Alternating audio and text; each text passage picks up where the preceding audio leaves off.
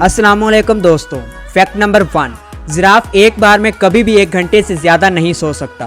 Fact number 2, एक research के मुताबिक अगस्त में सबसे ज़्यादा बच्चे पैदा होते हैं। फैक्ट नंबर 3, क्या आपको पता है कि ई अल्फ़ाबेट का सबसे ज़्यादा इस्तेमाल होने वाला लेटर है। फैक्ट नंबर 4, जब आसमान से बिजली गिरती है तो उसका टेम्परेचर 30,000 डिग्री सेंटीग्रेड से भी ज़्यादा होता है। फैक्ट नंबर 5, दुनिया में सबसे ज़्यादा गाय भारत यानी इंडिया में पाई जाती है।